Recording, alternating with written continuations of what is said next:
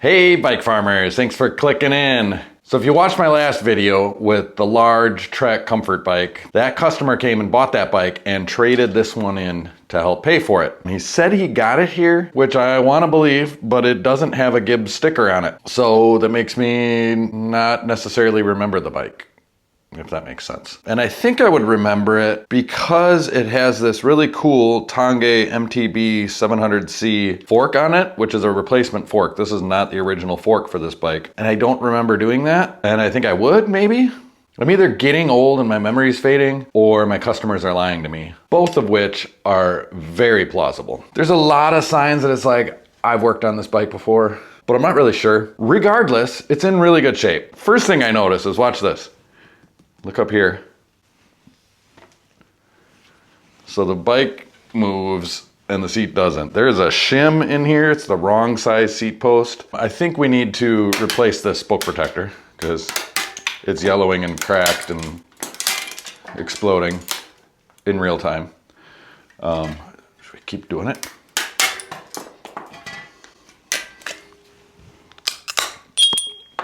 That was dumb. I don't know.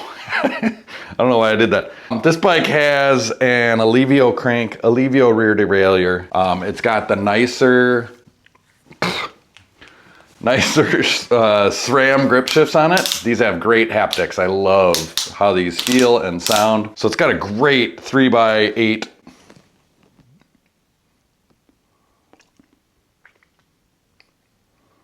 3x7 drivetrain. God. And yeah, I think I'm just gonna kind of go through this bike and get it ready for sale. Man, the things I do for good content. Why did I do that? Probably replace this bottle cage. Go through, lube things, clean things, just get her ready for sale. Be an easy flip. I really like it, and I think you will too. So you kick back and relax, and I'm gonna get started.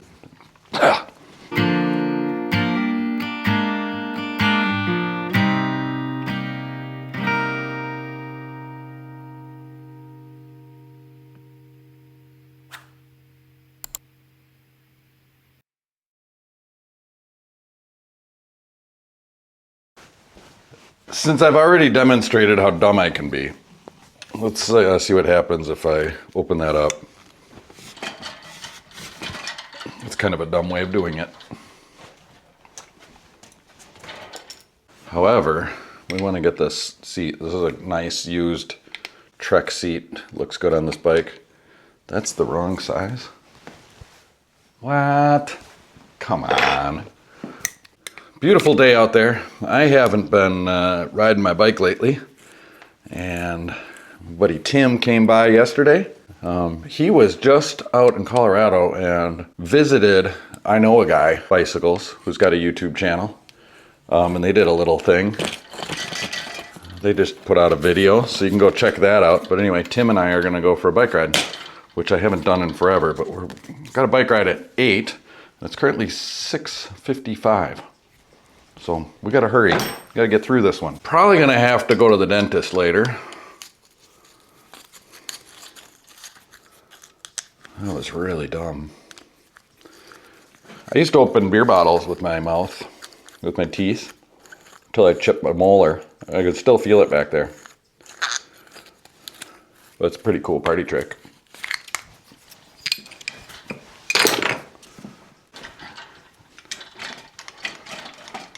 This is an Efficient Velo Tools clamp. Very expensive, very nice, the best you can get. You know, leather grippies, they're small, low profile. I think it's worth it if you fix bikes all the time. Ugh. Don't use a pliers. No, you should use a pliers. God damn it. All right. Why is it a pliers and not a plier? So I don't know what size shim that is, but when you shim a seat post, it sometimes mostly works, but not this time, apparently. And then there's this tool to determine 27.2. goes in, and figured that out off the top of my head. Well, unfortunately, I couldn't find a used one. So I have a brand new one here. Oh, it's tight.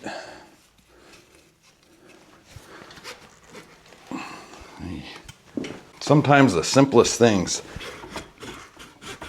give me the most trouble.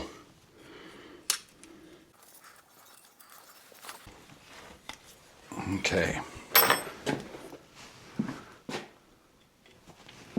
A little bit of grease on that thread, those threads.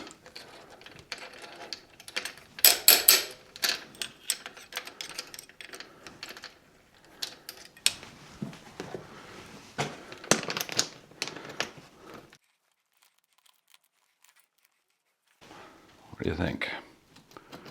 About there?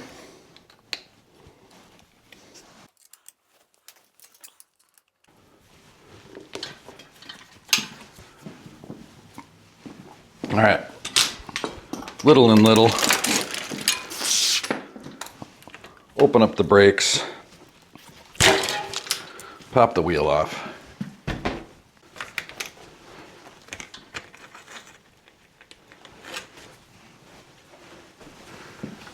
Woody Charleston, everybody. Got a brand new spoke protector. Inedible. Remember going to Spencer Gifts when you were a kid in the mall and seeing the edible underwear, being like, what does edible mean? And then wondering, why would anybody want to eat underwear ever? Well, those kids that wondered that, they grow up to be bicycle mechanics and they end up eating crusty old spoke protectors. I eat dork discs for breakfast. That is greasy. Grimy. Dawn Power Wash. It's just the first cleaner degreaser that I found. It's pretty non-evasive, you know, it doesn't really get in there like some of the other degreasers will.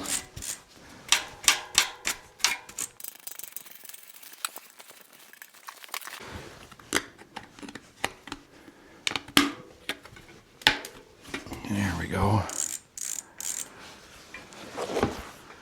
Huh? On the filthy bench, let's do one of these numbers. Let's see what happens if we just use Dawn Power Wash on it.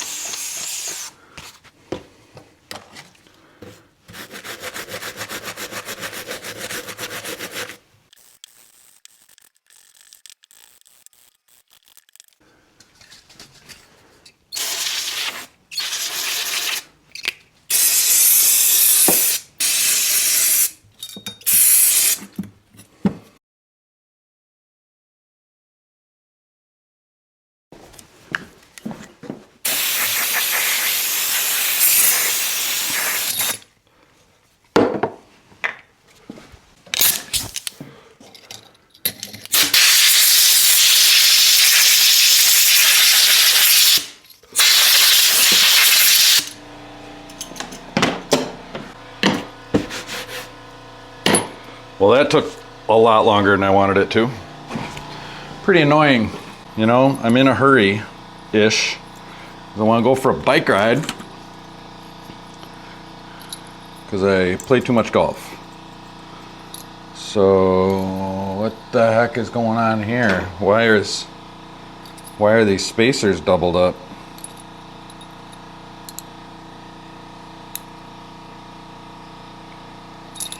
Oh man, you know, it's never easy, is it? Let's see if that works. I'm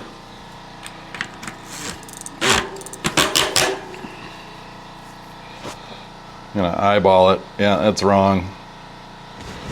There's too much gap here. There was two spacers. I don't know why. See if I can show you. Why isn't it ever easy?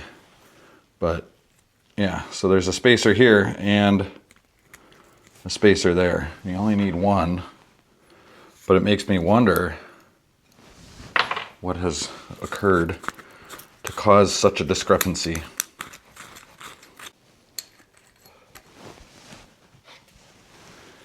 I don't want a spacer there. What do I do with the high gear?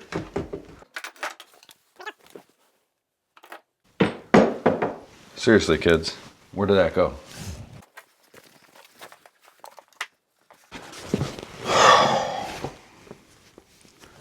I swear to God, I am my worst enemy. You know, there's something to it. When the camera's running and the clock is ticking, the pressure builds. And I start making mistakes, and I just have to slow down.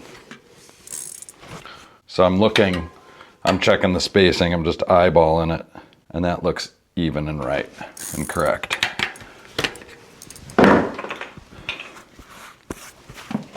Okay, now theoretically, if I can stay out of my own way, the rest of everything will go super smoothly.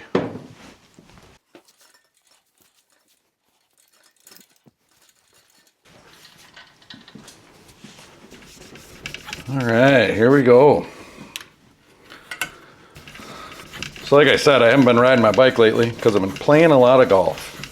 And I've been playing a lot of golf because I rejoined the old golf club that I was a member of way back when my life fell apart and I didn't have any money, and I had little kids that were growing up, and I had just started my bike business and I just didn't have time for it. And now that I have my bike business off the ground and this channel started taking off, it created enough free time where I joined the club again. I'm like, I'm gonna pick up golf again. And I went in head first, 1,000%. And what I've been thinking about is the medalist tournament, which is like our club championship tournament, sorta. And it was last weekend. And I tell you what, folks, I've been training, I've been taking lessons, I've been hitting balls, I've been playing every day, and I got my handicap down to about a 3, which is really low, really good. And I was playing the best golf of my life, and I went out on day 1, and I shot 1 over par, and I was tied for the lead by 3 strokes after day 1. Way beyond my wildest dreams of anything I've ever accomplished or thought I could accomplish. Unbelievable, right? I was just like flying high, couldn't even think. We went and saw the new Superman movie because I was like, I just need to get out of my mind. I slept pretty good, you know, and it was a 2-day tournament. Left that detail out. So I still had Sunday to protect my lead. I never felt better. I was hitting the ball really good in the warm-ups. And I parred 1, 2, and 3 and jumped out, had the lead by myself by 1 stroke.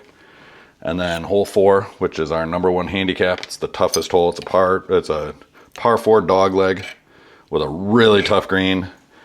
And I jacked my drive into the trees, and then the next shot kind of went under another tree, and then that one rolled over the green, and then I chipped up past the hole.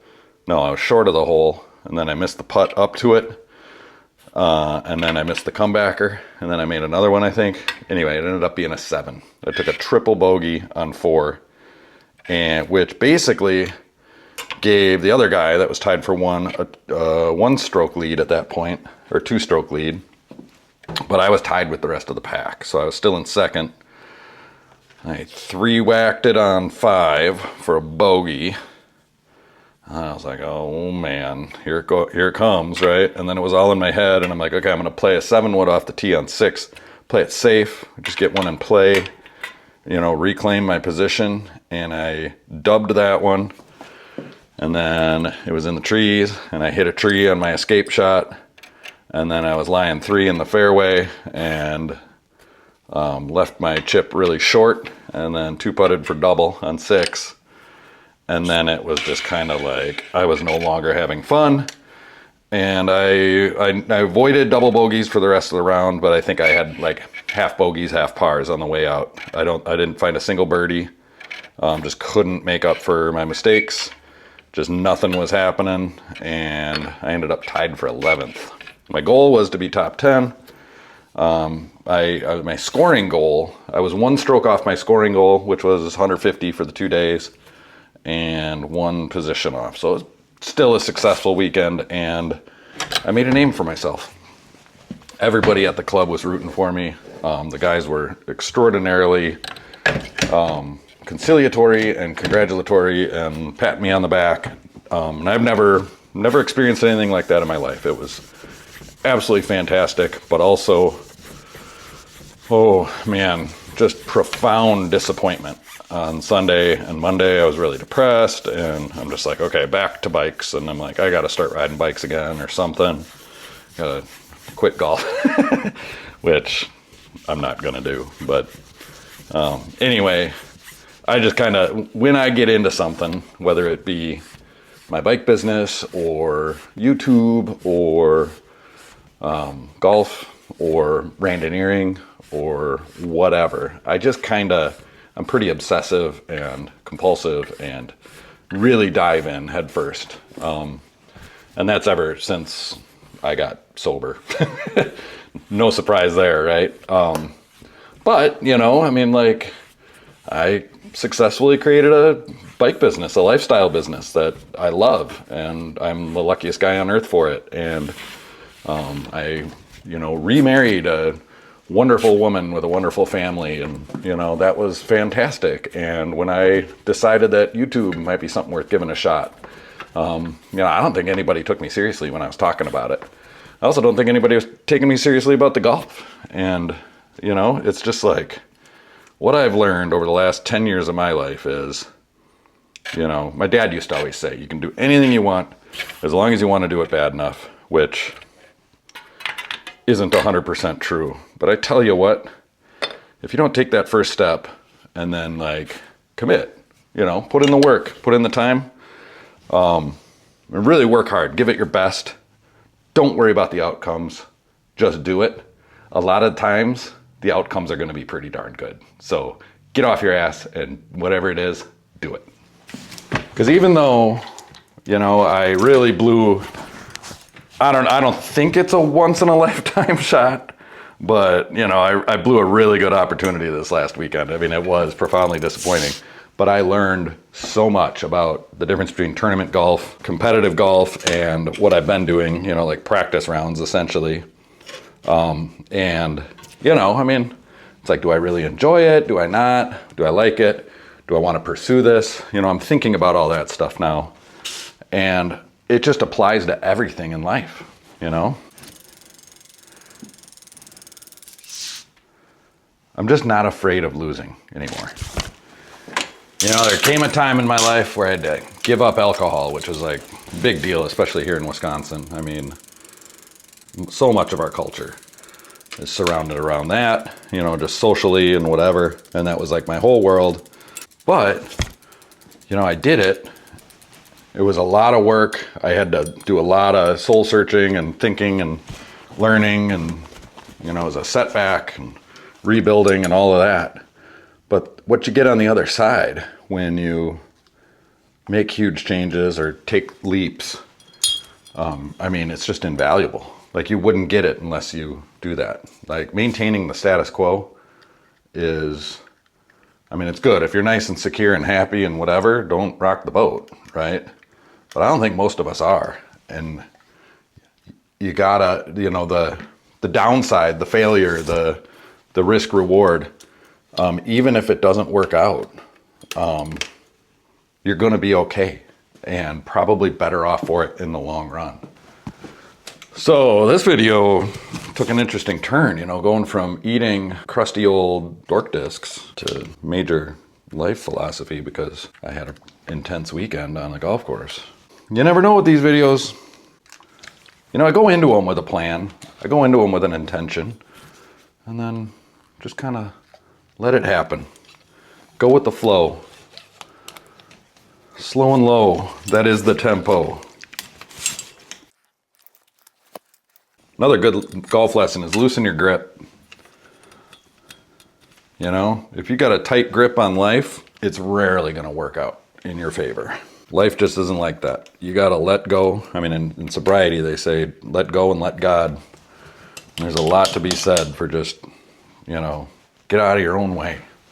So I still haven't cranked the crank and pedaled the pedals. So this cable's still loose. All right? And then, if you crank the crank and pedal the pedals, that chain is just barely long enough, or short enough.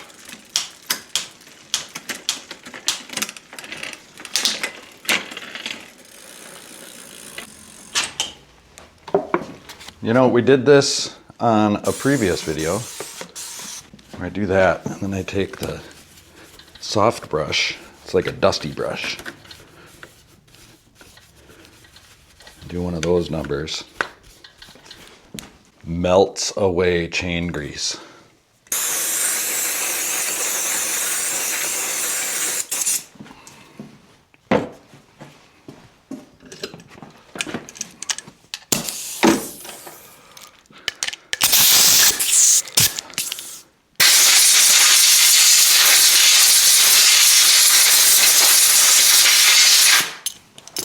I mean, that's shiny AF. Shiny, happy crank arms holding hands.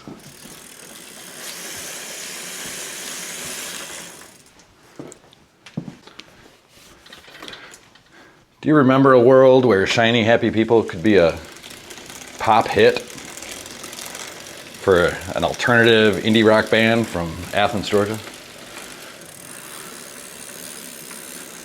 I guess I do get nostalgic for the 90s, don't I? I mean, that's not why I'm into these bikes. But made in the USA. Oh, you can't even see that. Made in the USA. I believe it says this is made of foreign and domestic products. I think this was TIG welded right up the street in Waterloo, Wisconsin. Just 10 miles away. Good stuff. These old Trek bikes.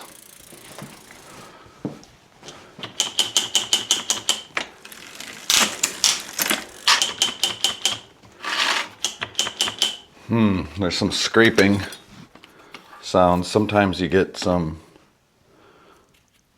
metal in the pads, yep. I could just replace these brake pads, but there's a metal chunk back here.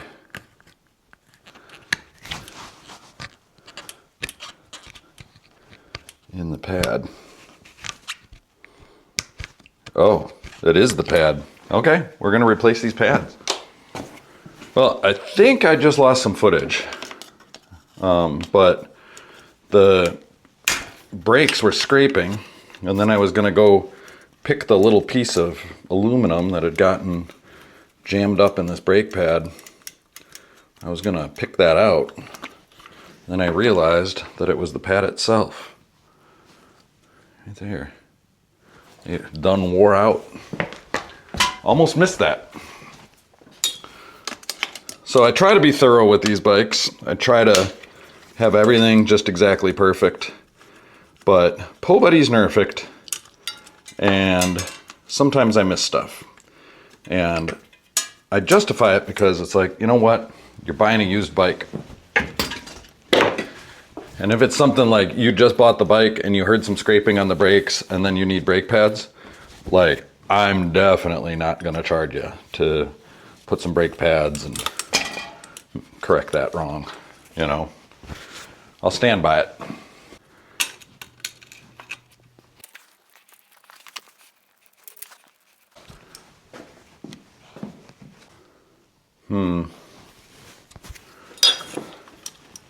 So these pads have a different profile from the ones before.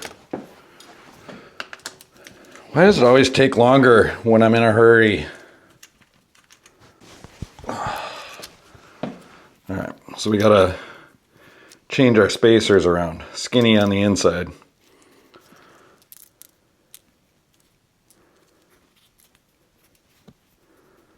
This was supposed to be a quick pump and polish. You know, you just never know which ones are gonna fight back and how. Gotta be ready for anything out here. It's a battle zone.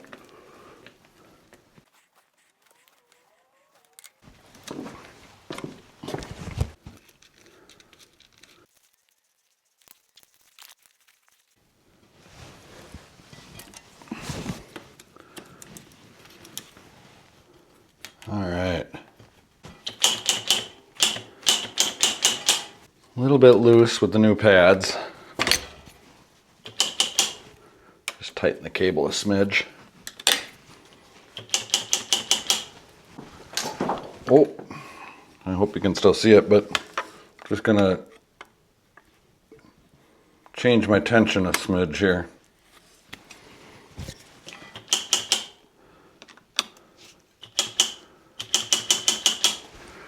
All right, so the front, the front was acting a little funny. Make sure that we get the pads in, or the wheel in straight. This should just be a quick little spring adjustment, yep. Yeah, these Shimano brakes are just so much easier to adjust.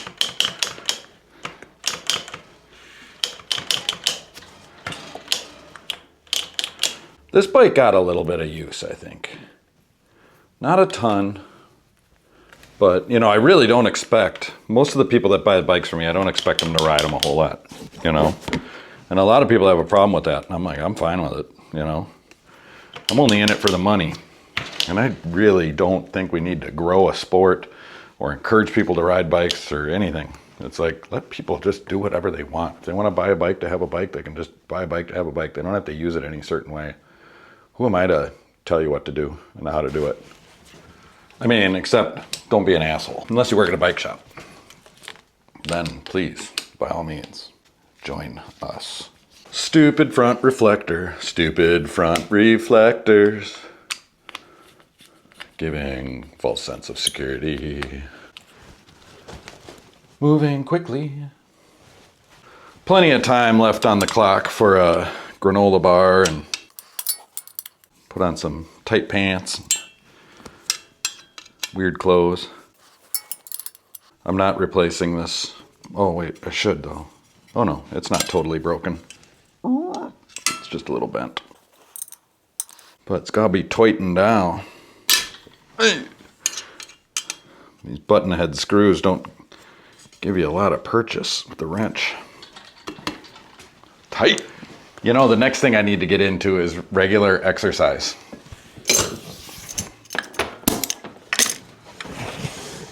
And putting air in tires. But like I should sign up for CrossFit or personal training or something. Some sort of class, Tai Chi, I don't know. Something besides golf and cycling.